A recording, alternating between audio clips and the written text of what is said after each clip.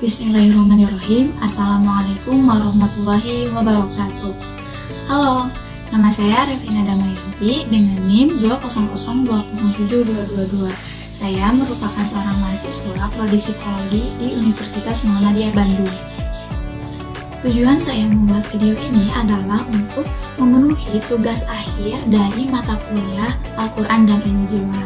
Nah, jadi pada kesempatan kali ini saya akan membawakan materi mengenai tentang psikologi Islami sebagai pendekatan alternatif.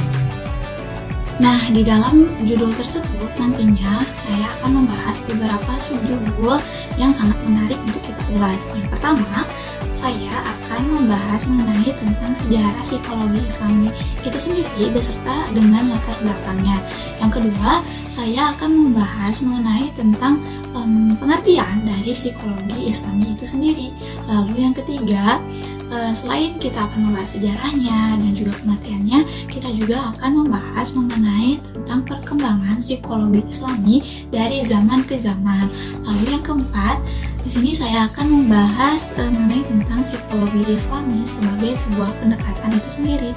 Lalu yang kelima atau pembahasan yang terakhir, nanti di sini saya akan membahas mengenai tentang posisi psikologi Islami terhadap psikologi Barat. Begitu. Oke, kita langsung saja ke pembahasan yang pertama, yaitu mengenai tentang sejarah psikologi Islami berdasarkan pendekatan alternatif ke latar belakangnya itu seperti apa.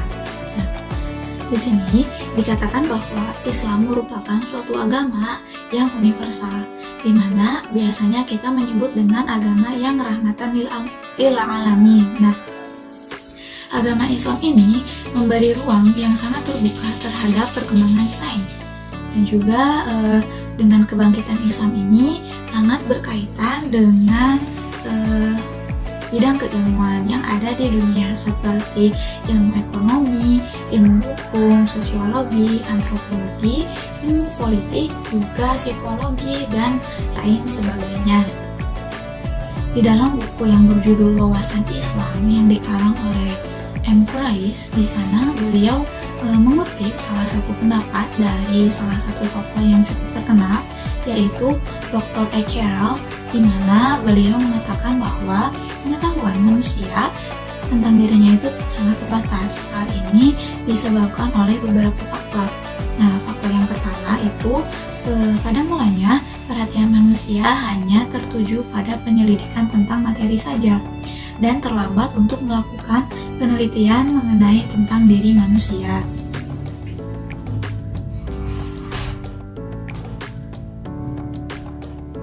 Lalu yang kedua,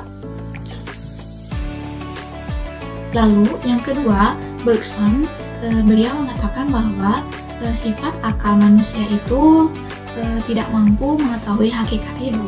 Nah, karena pada dasarnya ciri khas akal manusia itu berkecenderungan hanya memikirkan hal-hal yang sederhana saja, tidak selalu memikirkan hal-hal yang rumit gitu.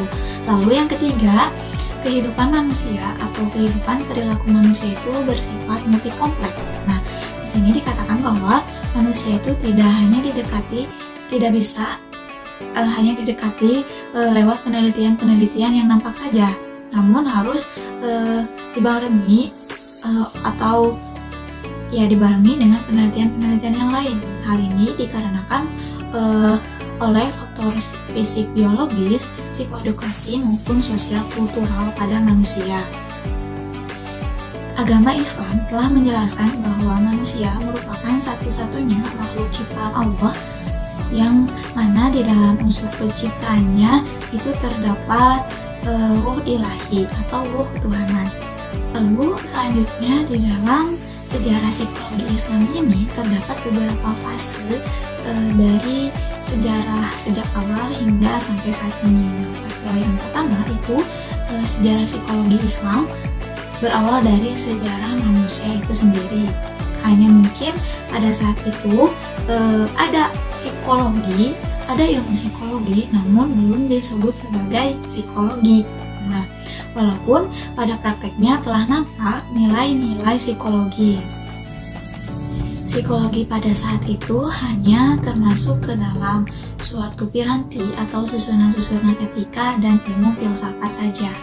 Untuk mengetahui faktanya bahwa psikologi ini sudah ada dari sejak zaman Nabi Adam, itu dapat kita lihat fakta dari relevansi Al-Quran. Nah, di sini kita temukan faktanya bahwasanya di dalam Al-Quran surat Al-Maidah surat kelima ayat 27 hingga ayat 31, di sana Allah berfirman yang artinya, "Dan ceritakanlah Muhammad yang sebenarnya kepada mereka tentang kisah kedua putra Adam. Ketika keduanya mempersembahkan kurban, maka kurban salah seorang dari mereka berdua, Habil diterima dan dari yang lain Qabil tidak diterima.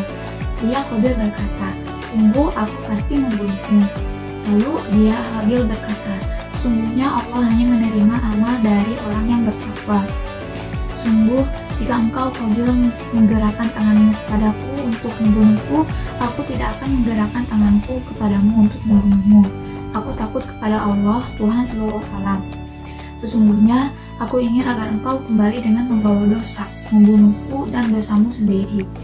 Maka engkau akan menjadi penghuni neraka, dan itulah balasan bagi orang yang zulim.' Maka nafsu Qabil mendorongnya untuk membunuh saudaranya. Kemudian dia pun benar-benar membunuhnya. Maka jadilah dia termasuk orang yang rugi. Kemudian Allah mengutus seekor burung gagak menggali tanah untuk diperlihatkan kepadanya Qabil bagaimana dia seharusnya menguburkan mayat saudaranya. Qabil berkata, 'Oh, celakanya aku.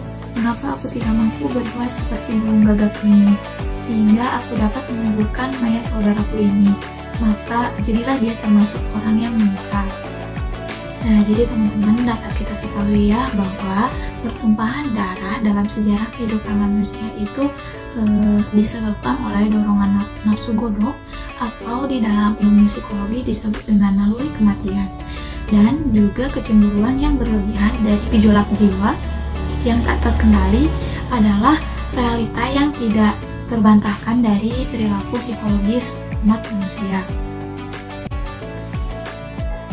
Dapat kita garis bawahi ya teman-teman, kisah ini menjelaskan tentang motivasi psikologis yang sangat menyimpang, yaitu kecemburuan yang berlebihan. Nah, dan pengaruhnya itu terhadap perilaku kita, perilaku manusia. Apabila kita memiliki suatu motivasi atau dorongan berupa kecemburuan yang berlebihan, maka hal tersebut akan membuat perilaku kita itu buruk gitu.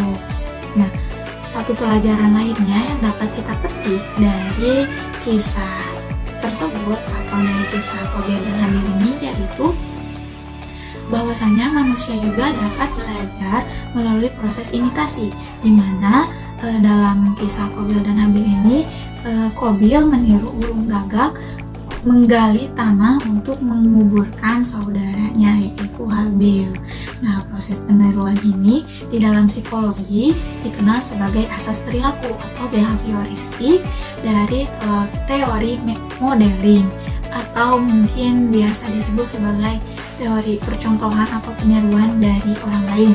Nah, teori ini dikemukakan oleh salah seorang tokoh psikologi, yaitu Albert Bandura.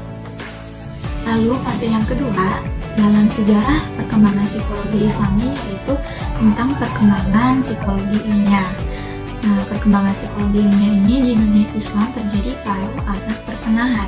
Pada paruh abad pertengahan ini, para sarjana Islam atau tokoh-tokoh Islam melakukan kajian-kajian tentang psikologi yang diilhami oleh ide-ide di dalam Al-Quran.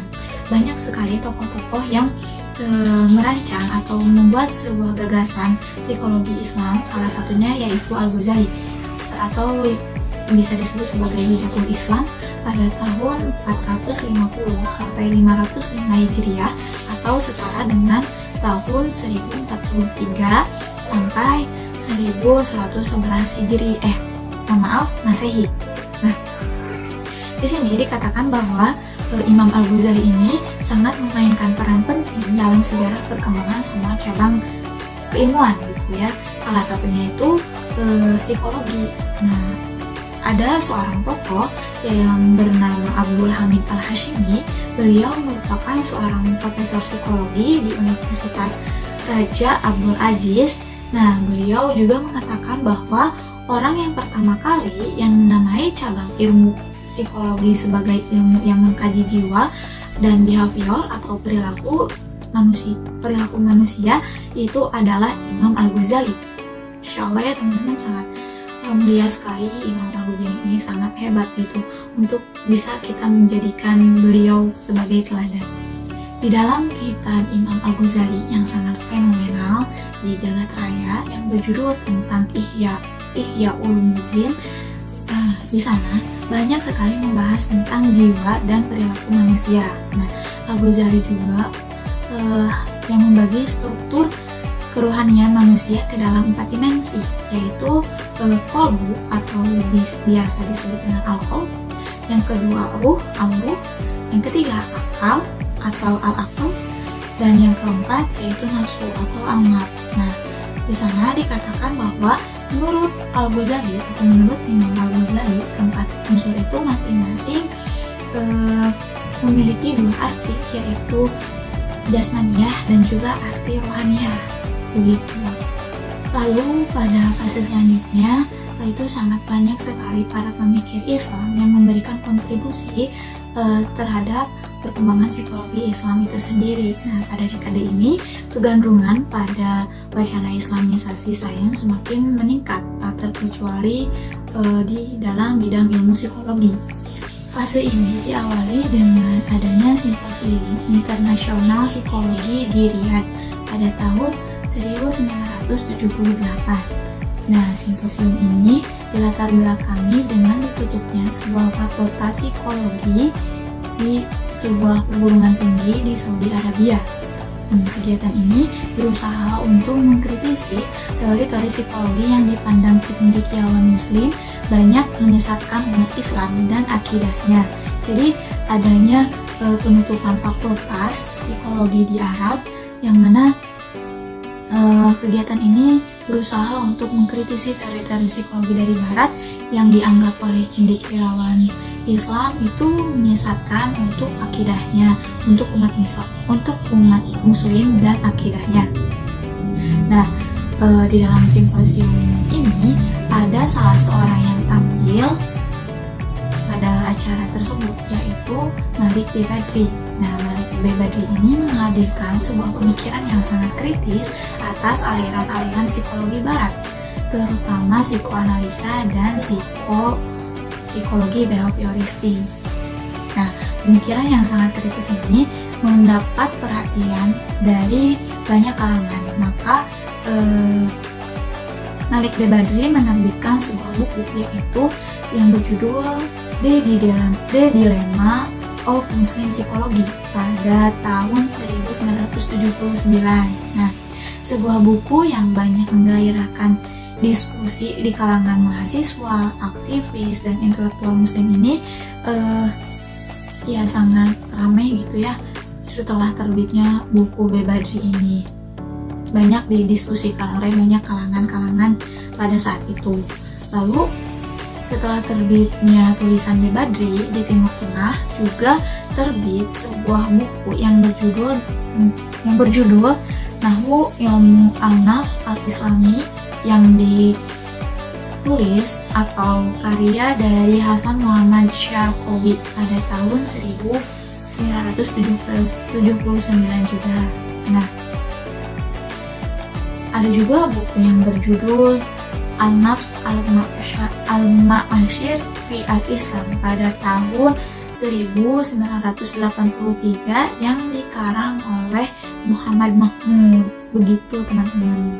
Perlu kita ketahui juga teman-teman ya, di Indonesia juga terdapat suatu momentum di mana psikologi di Indonesia itu diawali dengan terbitnya sebuah buku karangan atau hasil karya dari Jamaluddin Ancok dan juga Fuad Nasori Soroso dengan judul Psikologi Islami, Solusi Islam atas Problem-Problem Psikologi pada tahun 1994.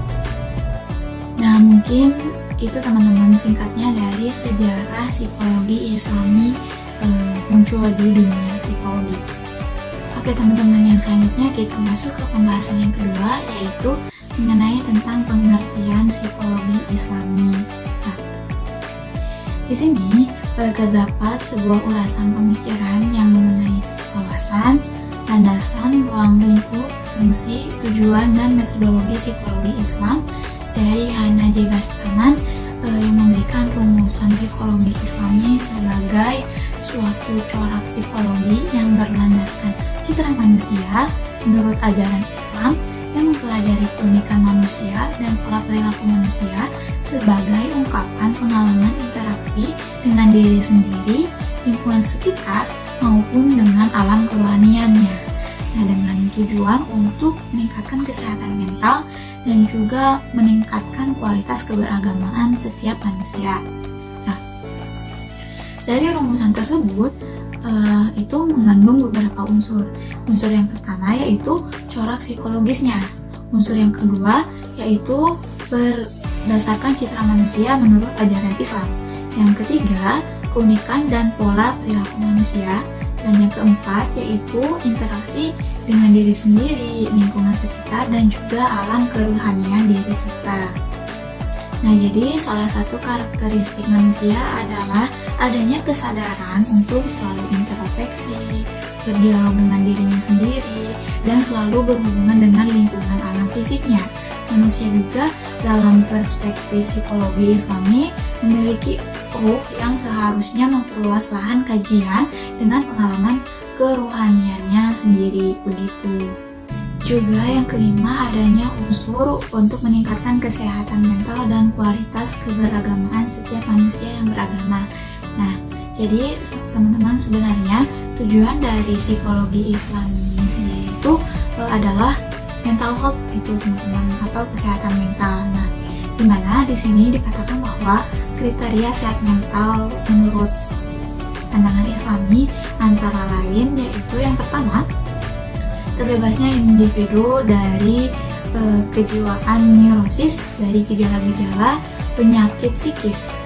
Yang kedua, mampu beradaptasi dalam pergaulan sosialnya.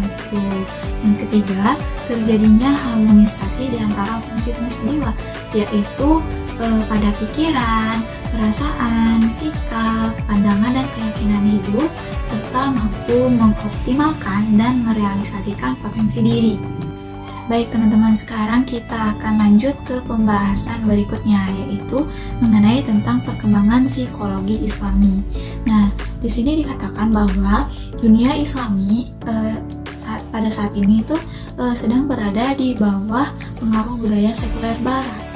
Hal ini dapat dilihat dari banyaknya mahasiswa muslim yang sangat tergila-gila terhadap semua aspek peradaban yang datang dari Barat, seperti budaya-budaya Barat yang mungkin kita juga meniru mereka. Nah, termasuk teori-teori psikologi Barat. Nah, ada salah seorang tokoh yaitu Malik B. Badri yang telah kita bahas sebelumnya. Beliau itu membuat atau menghasilkan sebuah karya berupa buku yang berjudul Dilema Psikologi Muslim.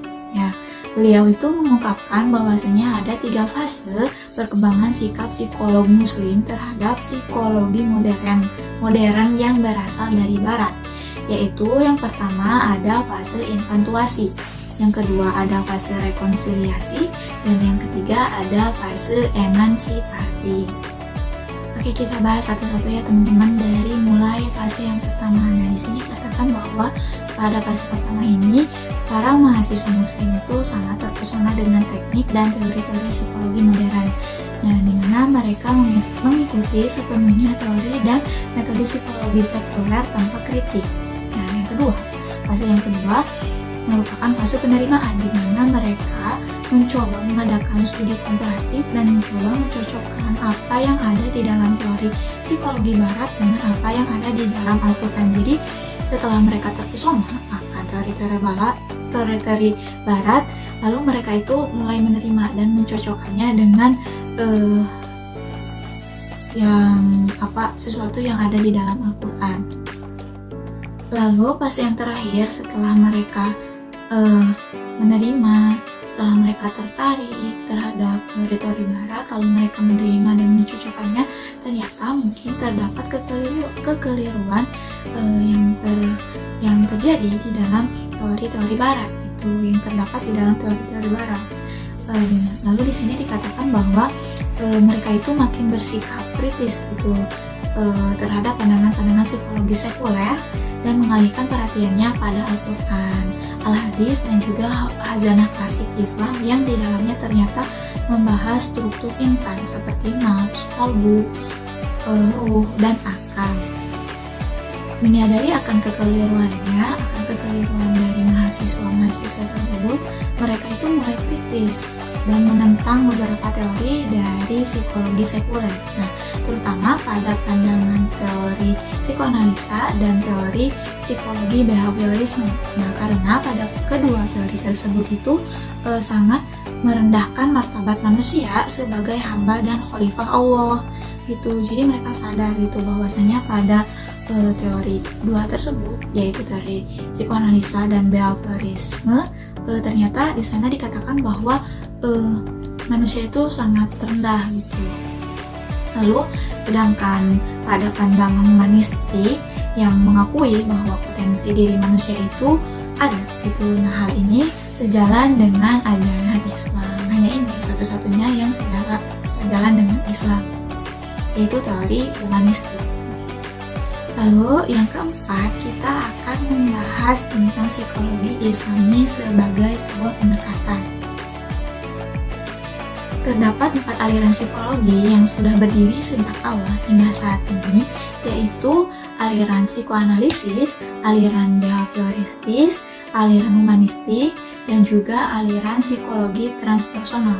Nah, keempat pendekatan ini itu dikatakan bahwasanya keempatnya itu belum mampu menjawab secara integral tentang karakteristik dan esensi perilaku manusia. Nah, maka disepakatilah bahwasanya salah satu visi psikologi Islami adalah sebagai mazhab kelima yang menjadi aliran yang independen atau berdiri sendiri, yang juga diharapkan mampu menjawab tantangan tersebut, yaitu menjawab esensi manusia dan juga karakteristik manusia, dan memiliki pandangan-pandangan yang khas yang dibuat atau diciptakan oleh psikologi Islami itu sendiri.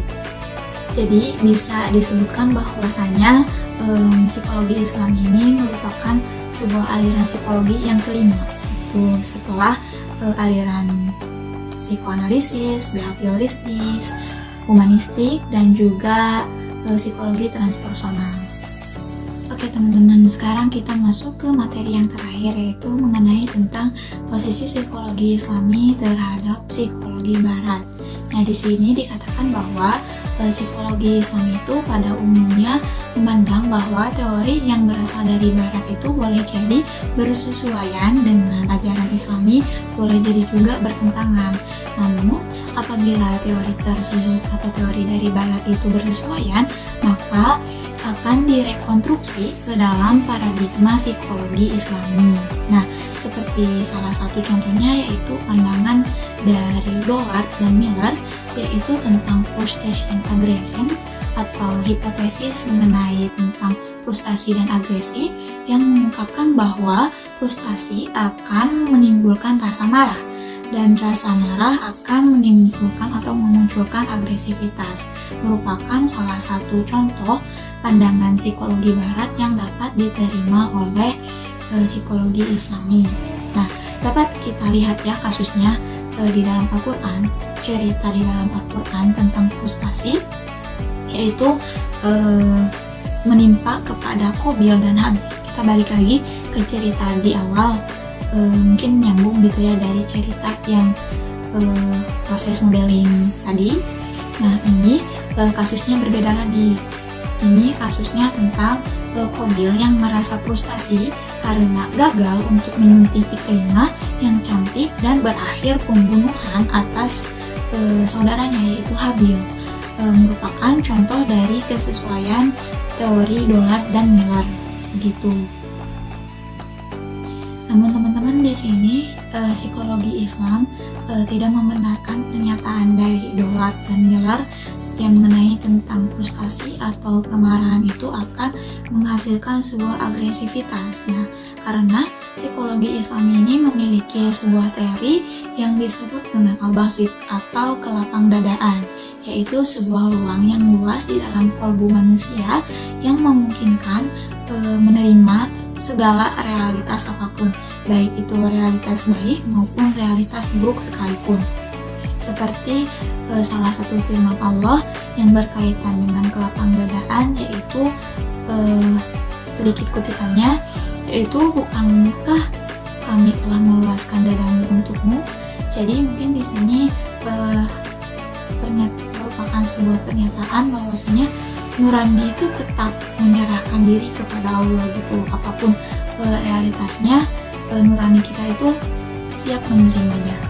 Lalu teman-teman, selanjutnya saya akan memberikan satu contoh teori yang ditolak mentah-mentah oleh psikologi Islam. Nah, karena di sini dikatakan bahwa terdapat beberapa pandangan psikologi Barat yang kontradiktif dengan pandangan Islam dan tentu saja tidak bisa diterima oleh psikologi Islami. Nah, salah satu contohnya yaitu pandangan dari Freud, di mana Freud ini beranggapan bahwasanya sholat itu merupakan suatu perilaku yang bisa disebut obsesif kompulsif, lalu bahwa beragama itu merupakan suatu ilusi.